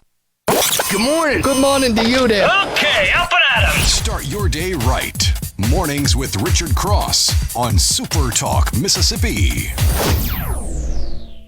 Richard on the radio, praying for another black domino. One of the key things that the state treasurer's office is involved in is college savings, and that's helping parents plan and prepay for college in the state of Mississippi. There are lots of avenues through which you can do that, but Mississippi College Savings, David McRae, let's talk about that a little bit. We know that the expense of going to college is higher than it has ever been. It doesn't seem to be slowing down. What do people need to know, big picture, about saving for college? Well, you're right. I mean, college, it's not getting cheaper any day. I mean, your last segment proved that. But, before that. But, when I started this job, $30,000 was the average amount a child graduated college with debt. Now the average is $36,000. So we're looking at 5 years, an increase of $6,000. People can do the math. I mean, college is just going to get more expensive. I mean, it's just a way of life. I mean, it used to be, death and taxes were the only things certain in life. Now you can add a third, college tuition. So with what we do at the Treasury is we offer a 529 college savings, two of them, college savings program. One is a prepaid, which is, if college costs $1 today, then it'll cost $1 when your child's ready to go to school. And the best time to start that, there's never yesterday. A bad time. Yes, yesterday. The best, like all my investments. But anyway, the best time to start is, of course, when your child is first born. But there's never a wrong time to start it. There are better times than others. But if a child is born, like I said, college costs $1 today. It'll cost $1 when they're ready to go in 18 years. So the other one we offer is more of a checking account. You put money in and can use it for a variety of things. The prepaid one is more for tuition. The other one, the checking account version, is more for room, board, books, almost everything, and can be used in-state, out-of-state. And we've seen a lot of people use the prepaid one and the checking account one in tandem with each other. So, I think what you said is you lock in today's tuition rate for tomorrow or for down the line as the key. So when we talk about it escalating, what happens if you start saving today, and let's say you didn't start when a child was born. Let's say you've got a fourth grader, and you're kind of intimidated by the amount of money that it would take on a monthly basis or in a lump sum to pay all of that. So do you start even if you think maybe you can't get to the finish line, or is that when you say you need to go to the 529 as opposed to the full prepaid version so that you can save what you're able to save? It depends on the child's age. Now, if you get to that realization when the child's in first grade, the prepaid one will still work out. Now, if you get to that realization when the child's in 9th or 12th or 11th or 10th grade, that's when you probably need to do the checking account version. And so that way you can supplement what you can't pay for your child to go to school. And we're seeing these used across the board, not only just in the 4-year colleges, but also the 2-year community colleges, vocational training. Every day you have politicians on here talking about job training. But, right. A lot of these college savings accounts are being used at community colleges. I've toured around the state and will continue to tour around the state visiting these community colleges and talking to their presidents and say, hey, these are what your future students are going to be using or your current students are using. And, most of them are using them for those things. And we're producing a workforce through 529 programs, which will help Mississippi out in the long run. Last question on this. If you have a prepaid plan, and you've got a balance, and let's say you've got a little extra cash laying around. Maybe you do a property claim and you get a check from the state, and you're like, what should I do with this? Is there any penalty for saying you got $4,000 left before that prepaid account is paid in full? I want to pay that off so that money stops drawing out of my checking account every month. No. You can pay it all off. I mean, the quicker you can pay it off, that's fine. We'll take it. We have people who pay them off right off the bat when they sign up. We have people that pay them off when their child graduates high school. I mean, we have a variety of different people, and we have a ton of information at treasury.ms.gov on the college savings part. Probably too much. And if you have any other questions, call my office, and my staff is always happy to help with trying to get you set up for that. You have worked in state government for a while now. This is a question that I've asked other elected officials over the past few months because it feels like everybody is talking about the future. Everybody is talking about what's next. When you look into your crystal ball 3 years down the line, what does your future look like? Well, I got my eye on a couple things, one in particular, but, right now I'm really concentrating on being treasurer. Right now, I need to do the job that I was elected to do. It's a long way down. 3 years is a long time. A lot can happen in 3 years. And, we got some good men and women who are statewide officials who are doing a great job. And, I don't want to step on their toes. But I have my eyes on a couple things. David McRae. Maybe he'll give us more information next time. Treasurer for the state of Mississippi. Always appreciate the time and enjoy the conversations. Appreciate it, Richard. Thank you. Quick time out. 8 o'clock hour is just around the corner. We've got the news coming up. Then we are scheduled to visit with Mississippi musician and 3-time Grammy Award-winning and legendary blues artist, Mr. Bobby Rush. That's coming up when we continue with you. Mornings with Richard Cross, SuperTalk, Mississippi.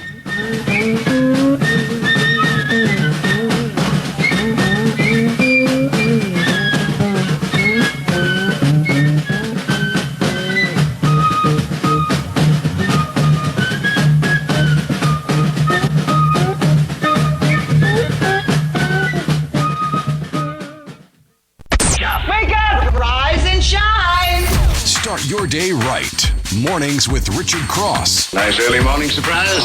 On Super Talk, Mississippi. That's the way you spell Chicago. A knife and a fork, well, and a plate of green. That's the way you spell, New Orleans. Girl over there. 3-time Grammy Award winner, 12-time Blues Music Award winner, member of the Rhythm and Blues Music Hall of Fame. He is Bobby Rush, and he joins us on this Tuesday morning. Bobby Rush, thank you, sir, for coming in. Great to see you. Great to see you, too, and great to have an opportunity to come here again and again and again, man. You guys are doing it. Just thank you for inviting me, man. Have you noticed that as you get older, people mention your age more often? Yes. I mean, it's like, the more times you have a birthday, the more times they bring you out a cake, the more times that people want to say, he's 91 years old, but you don't look 91 and you don't sound 91 and you certainly don't perform like what a lot of people think a 91-year-old, how that person might perform. I don't know what you expect out of a 91-year-old man, but I tell you what, I'm smiling because God has blessed me to be around this long. And the only way you don't get old, you die young. And I'm just thanking God every day for my movement, my health and strength, and mine to do right about others. I'm just enjoying. And I'm still learning, man. I'm still learning. I'm still enthused. I'm still have hope, and I'm having fun. Yeah, and finally, they're trying to pay me a little money to keep me enthused. There you go. Amen to all of that. Where do you find your inspiration today? I think I find it because of when people dare me or tell me that I can't do a thing, then you should never say that to Bobby Rush. Don't say I can't do something. I just go out of my way. And then when I fall, I make a mistake, I use that to elevate myself higher because if you make a mistake and you learn from it, it's really not a mistake. It's a stepping stone to what you should or should not do in life. So that's where I get my inspiration from. I'm a blues singer, but I'm a biblical study, not a religion nut, but a biblical study. I believe in health and strength and treating others like you wish to be treated, and taking advantage of things as they come.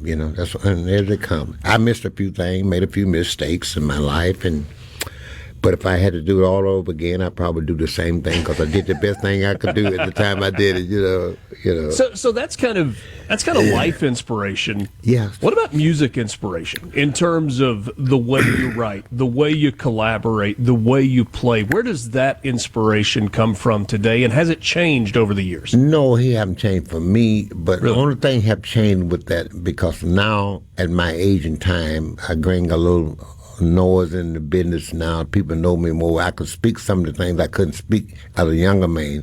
And when I was younger, I had to kind of record what the people wanted me to play or record in order to be inside of the chahoot. But now I can kind of do what I want to do. But I want to do it in a way where I won't embarrass people about what I'm thinking. I also sing about the fat ladies and skinny ladies and what have you. I sung about a skinny lady the other day, so skinny she turned sideways. I thought she was gone. And then, but then everybody got to have someone in their life and they love. So I just talk about some things that's people dare not to talk about, and sometimes it's funny.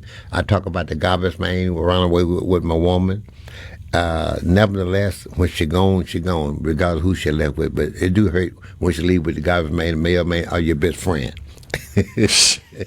I'd say so. Yeah, there's a line in Billy Joel's song from The Entertainer, where he said, "If you're gonna have a hit, you got to make it fit." So they cut it down to 305. He was talking about the record company. Yeah. Is there liberation that comes in being able to do it the way you want to do it and not the way record executives tell you you have to do it? Yeah, I learned through my trials and errors and mistakes I made. I know how to write now to the point. I remember when I wrote Sue, and I thought I was writing real good, but I wouldn't write as good as I should have wrote. Because I took me too long to get to the point. Now I can write 2 lines and tell a whole story, man. And one time I couldn't do that. So you learn how to tell it quick and tell it fast because people don't have that much patience to listen where you're going or where you're trying to go, So now I can tell the story real quick. Either you up or you down, If you walk in the house and say, hey, all the pretty ladies stand up. And all the good-looking ladies stand up, all the ugly ladies stand out. You don't say that, but you say, every lady in the house stand up, so everybody stand up. Some ugly, some not, But anyway, you laugh and joke about that, but But it's hard to look in a man's face and say, hey, you got an ugly baby, But some babies don't look as good as others, but nevertheless, the love is there. Well, the great Bobby Rush visiting with us in studio. Mornings with Richard Cross on SuperTalk, Mississippi. Collaboration. Yeah. Working with others. One of the most interesting things, as I've had a chance to visit with musicians from different genres, is when they talk about working with somebody else. Maybe in the same genre of music, maybe in a different genre of music, and what comes out of that. And it doesn't always work. No, but one thing. But sometimes it does, and when it does, it's beautiful. But one thing for sure, the love for the music and the love for the people who you're working with, you can't hide that. The chemistry you can't hide. You can cut records with whoever, but the chemistry of the love for the person you're doing it with, you never hide. Whether it be a hit record, whether it be a Miko, just whatever. But life is a funny thing how my first Grammy, I was 83 years old. I won it with all the musicians was from Louisiana, where I was stated I was born. Right. But one guy, Bastard Jackson from Mississippi, where I live, and where my grandparents were from, right here in Mississippi.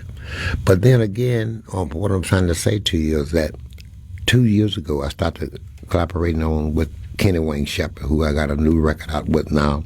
Right. He's from Louisiana, young man, 40-some odd years old, could be early 40s, late 40s, but nevertheless, he's young. And called Young Fashion Waves. And I wanted to do this with someone like this. Never thought it would be Kenny Wayne Shepherd. And all of a sudden, and we went to a show to do with him. I said, man, you know what? This, I'd like to cut some record with you.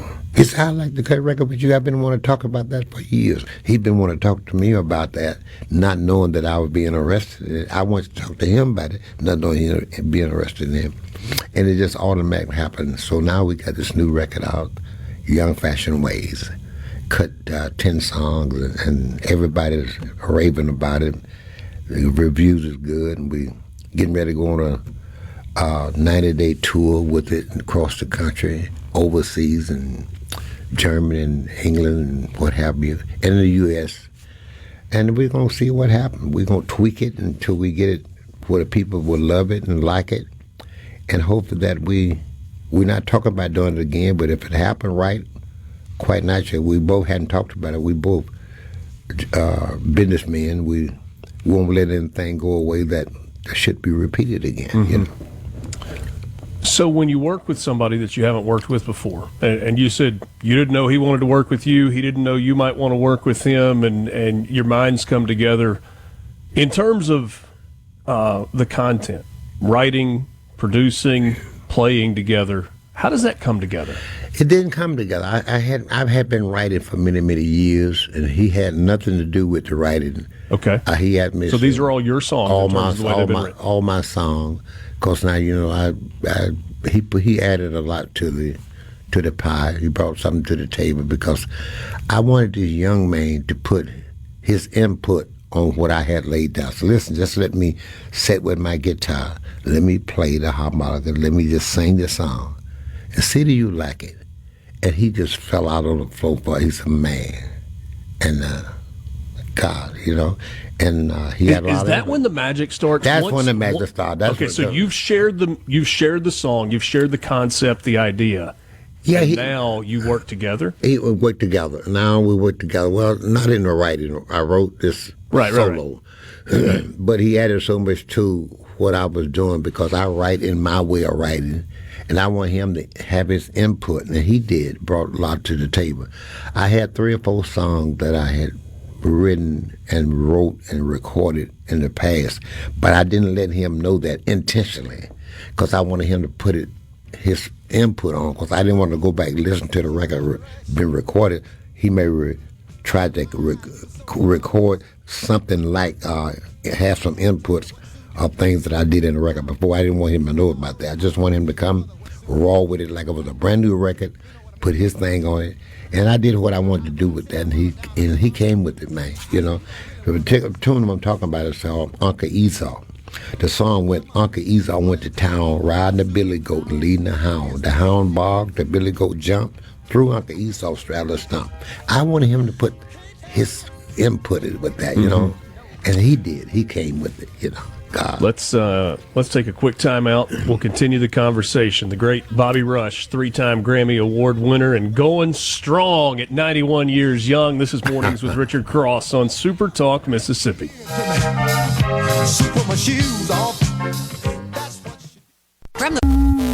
Reaching across the state and across the aisle. Mornings with Richard Cross on Super Talk, Mississippi. I want to know who was that while ago. You see, when I came in, somebody ran out of my bag. Got to be honest with you, Mr. Bobby Rush, I'm a little disappointed. You see, I was told that you didn't go anywhere without your guitar, and yet here we are visiting, and I don't see a guitar. But I got my harmonica here. I told you he was going to be ready. I told you. It's going to be okay. Bobby Rush is my guest.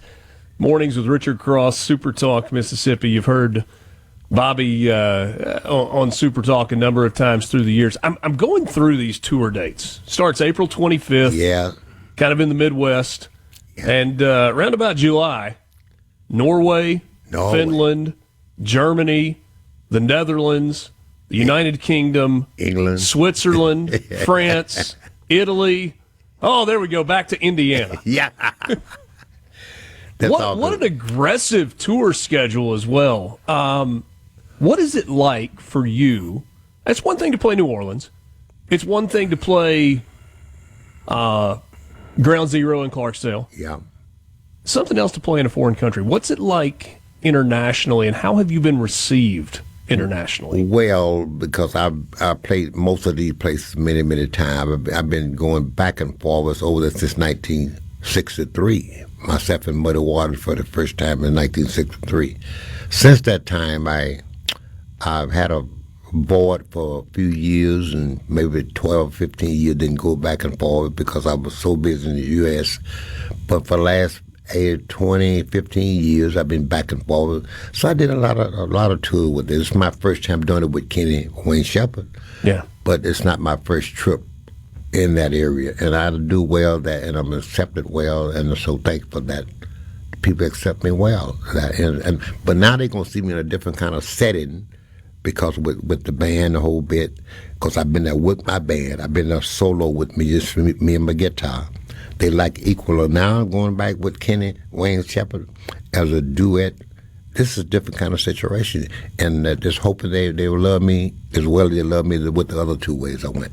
I'm guessing that they will. You mentioned a name just a second ago that intrigued me.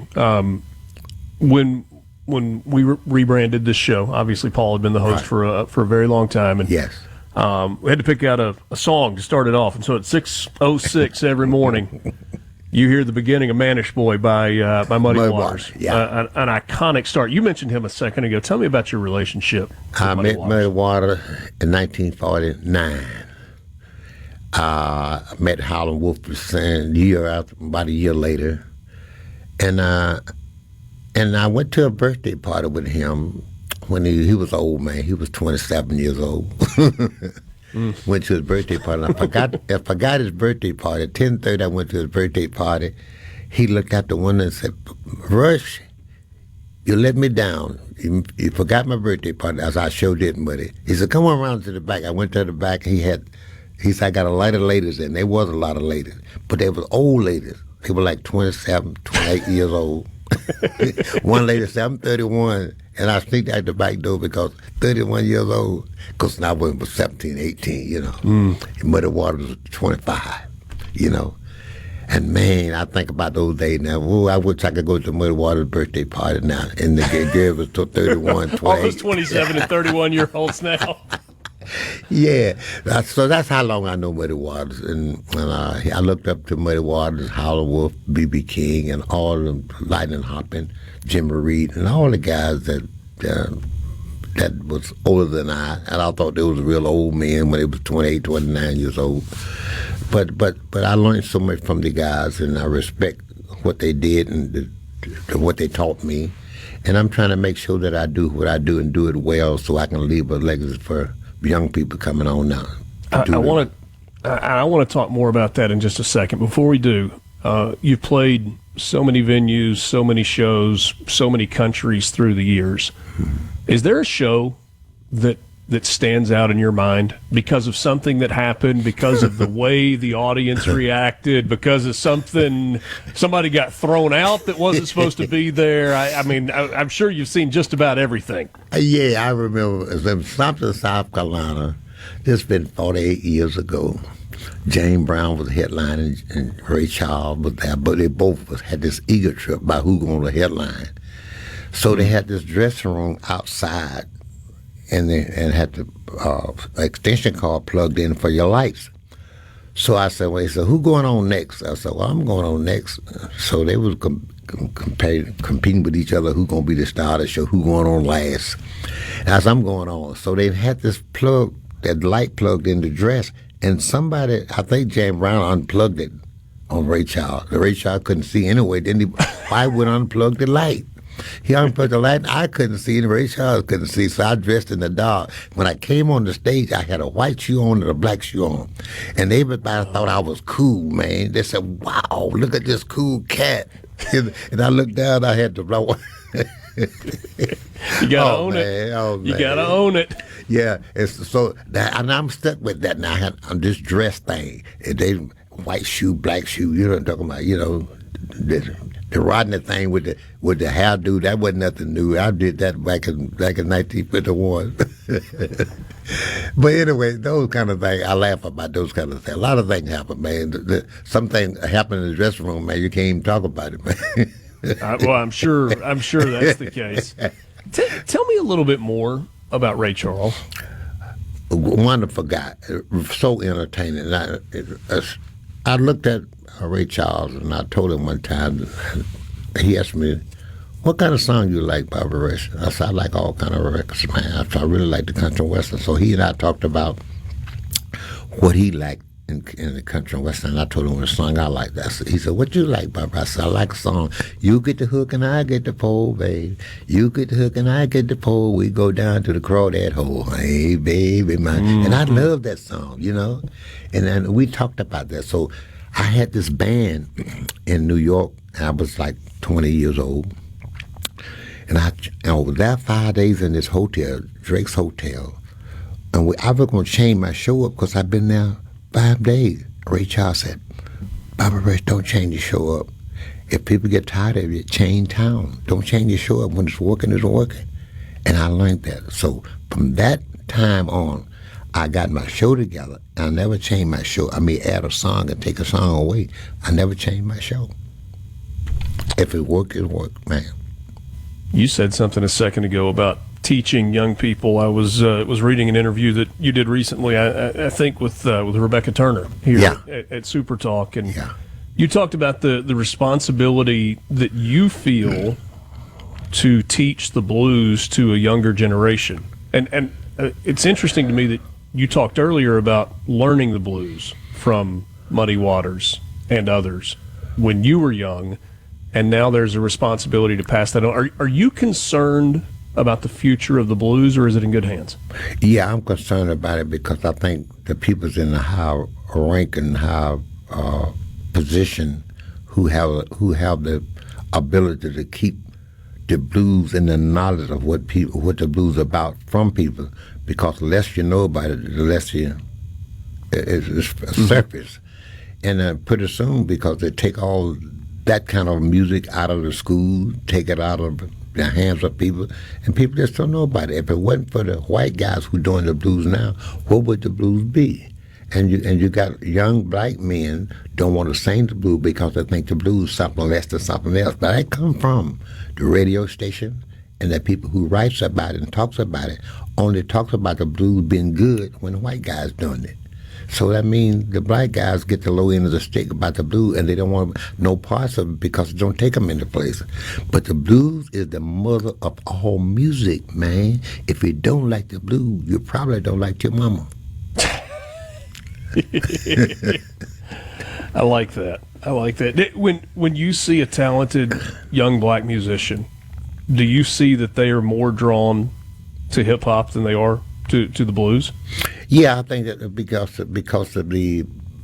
of what people writes about it, because of people what people writes about it. Blues was going down the drain at one time. It's coming back now because the white guys are doing it, and thank God that they are doing it, because it's not that it wasn't bad. It's just that black guys was doing it. They didn't get credit to the black guys who did it and were doing it, like Muddy Water and Hollow Wolf and all the guys.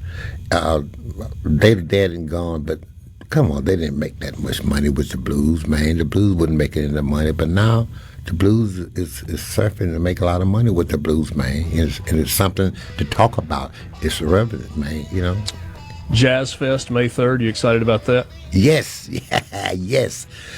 I'm excited about everything that I'm doing now because I'm enthused about everything I'm doing. You know, I know a man can live a long time without water or food, but you can't live long without hope. I still have hope. And my thing is if I can keep doing what I'm doing and get people to, and be good at it. You don't have to like Bobby Rush. You can say, well, I don't like old Bobby Rush, but man, he good. That's all what matters. There's no question about that. I thank you so much for your time this morning. This has been a pleasure. The highlight of my day, no question. Let me say to you before I leave, thank you for what you have done and what you're doing, plan to do, because what you say about me and my music and what I do, what people perceive me to be. So thank you for the kind words. Thank you, Bobby. We'll be back. Thank you. Mornings with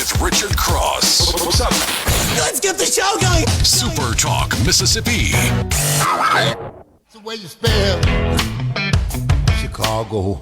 Sorry, I had to do it again. A knife and a fork, well, and a plate of green. That's the way you spell, New Orleans. Girl over there with the hot pants on. Turn her loose, let her turn me on. Me and that woman, Lord, go hand in hand. We got a message on the C Spire text line during our conversation with Bobby Rush, and he said, every time I hear an interview with him, I smile the entire time. I just can't take a smile off my face. I was wiping tears out of my eyes. I was laughing so much. He's just such a wonderful guy. Goodness gracious. Said, I'm disappointed, Bobby. I heard everywhere you go, you take a guitar, and yet this morning you have no guitar. And he says, yeah, but I got my harmonica and immediately went to going. Oh, the harmonica action's amazing. I mean, if you haven't heard his harmonica work, there's not many or any better.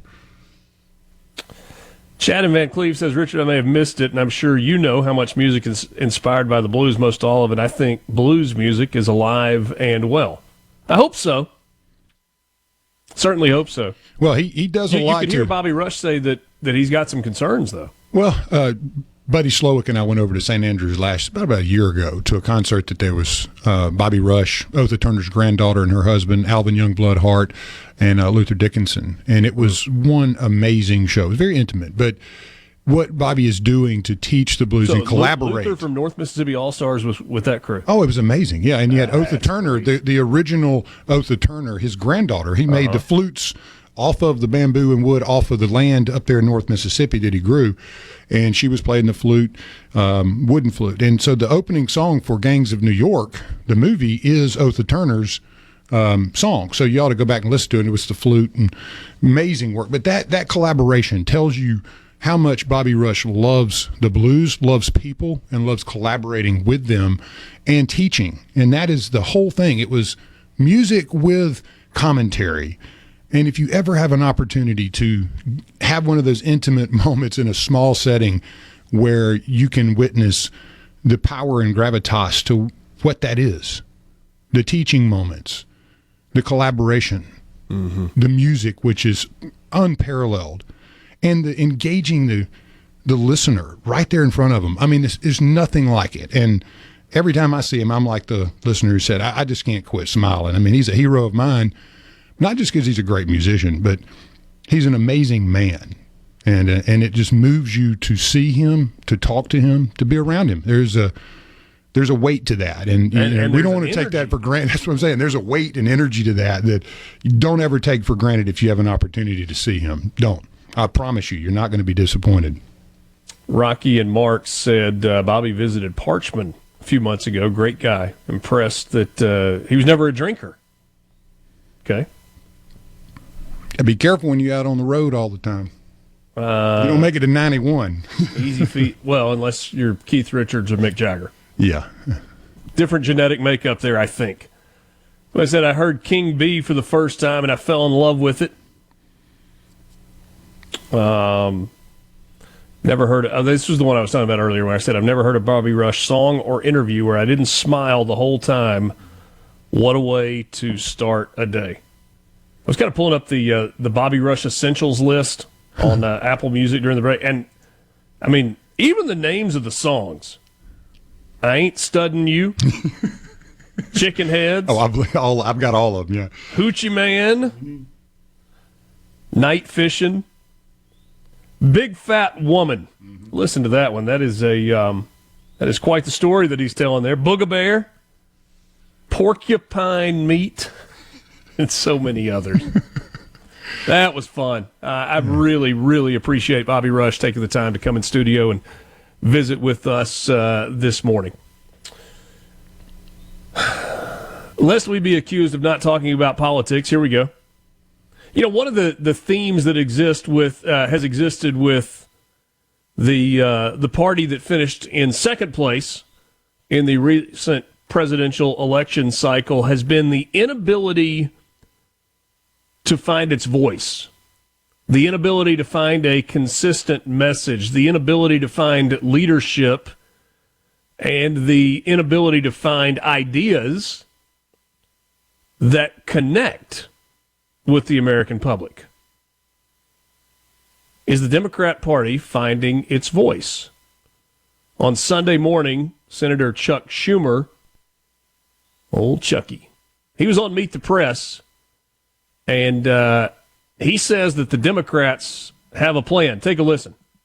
Our plan, which we're united on, is to make Donald Trump the quickest lame duck in modern history by showing how bad his policies are. He represents the oligarchs, as I said. He's hurting average people in every way. And we are, through oversight hearings, we're exposing what he's doing. Through the courts, which I mentioned, we've had some real success in. Through legislation and through organizing in all the districts throughout the country. So that I believe that because the Republicans are already nervous, you know, a lot of them said don't hold town hall meetings. I believe by 2026, the Republicans in the House and Senate will feel like they're rats on a sinking ship because we have so gone after Trump and all the horrible things he's doing, and they will know it, see it, hate it, and act on it. So, is that a good plan for the Democrats? Go after Trump because it's going to make Republicans feel like they are rats on a sinking ship. Well, on a sinking ship. Charlie Kirk, for his part, you know Charlie Kirk, young, bright guy in the Republican Party. Maybe you don't like everything that he does. He is connected with young conservatives in a way that few have in a bunch of years. He fully endorses, Charlie Kirk does, the plan of Chuck Schumer. And he made a post on X where he said, "Dear Democrats, please listen to AOC, Bernie Sanders, and Elie Mystal. Please go further left. Please keep claiming to fight the oligarchy while taking checks from George Soros, Mark Benioff, Lauren Powell Jobs, and Reid Hoffman. Please keep advocating for the elimination of all voter registration laws. Please keep fighting for illegals over Americans. Please keep pushing men and women's sports. Please keep cheering for the vandalism of Democrat voters' Teslas.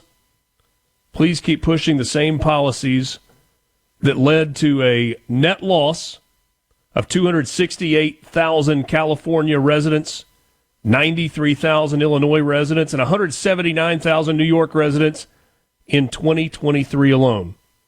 Please keep swerving radically left."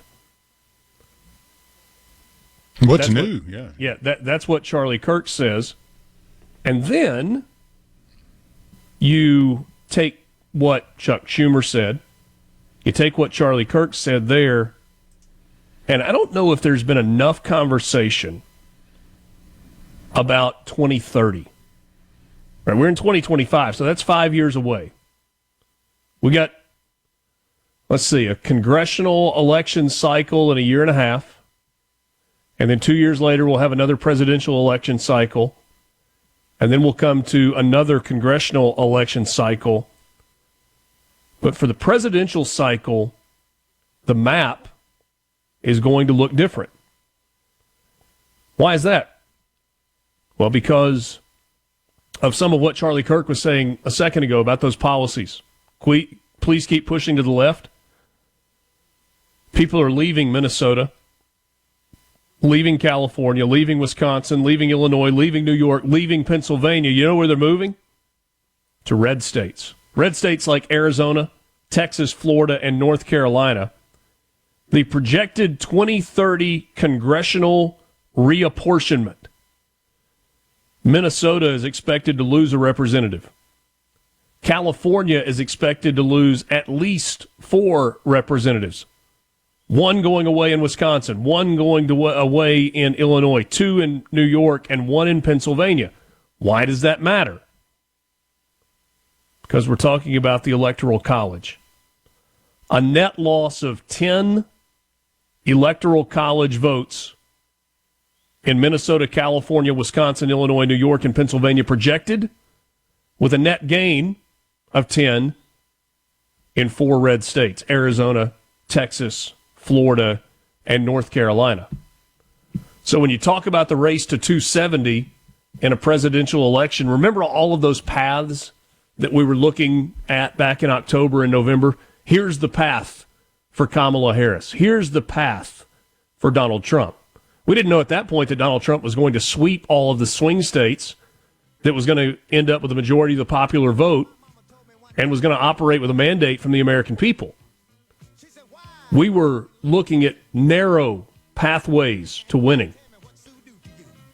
You flip 10 electoral college votes from blue states to red states, and all of a sudden in 2030, you got a whole lot more paths to the White House for Republicans. Can Republicans and conservatives maintain their momentum? And that's kind of the question as we go into the third month of Donald Trump's second presidency. We'll wrap things up with you when we come back. Mornings with Richard Cross on SuperTalk Mississippi.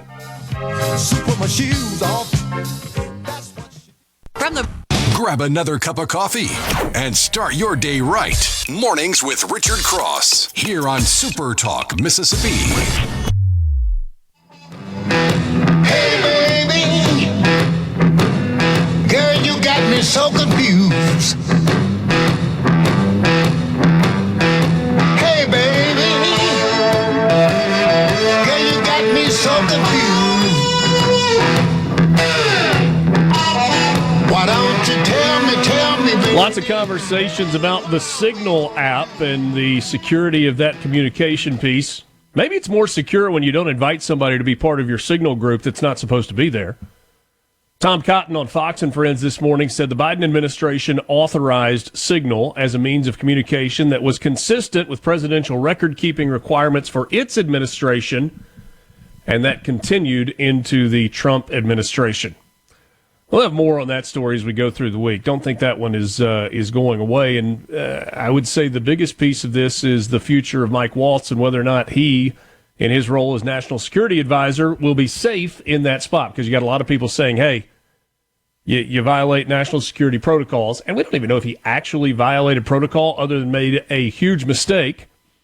We don't know for sure what his future looks like. And we'll keep an eye on it. Message on C-Spire text line, Philip in Walthall County. The people with the problem with people leaving blue states is that they bring their liberal voting with them. Remember, Colorado used to be solid Republican. California migrated there, and now it's Democrat. Historically, Philip, you're right. And I mean, I think it's one of the concerns that people in red states have had with people in blue states moving, but this is anecdotal. You got two problems with that. Well, you also have a very low birth rate, high mortality rate in places like California.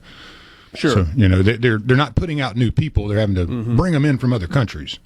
Well, and what I was going to say was, I think most of you know that my wife owns a store in Oxford.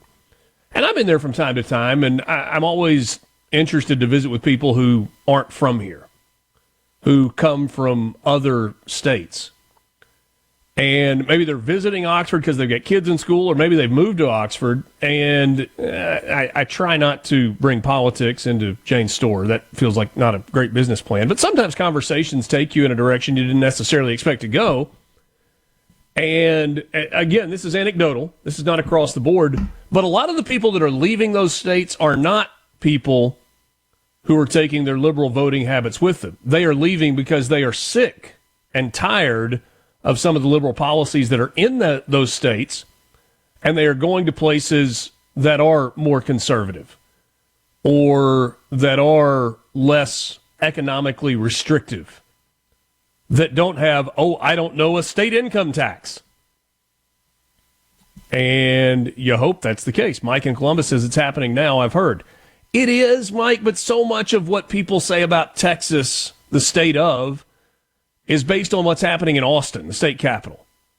There's no question that Austin is a liberal place, but the state of Texas, by and large, is still very, very conservative.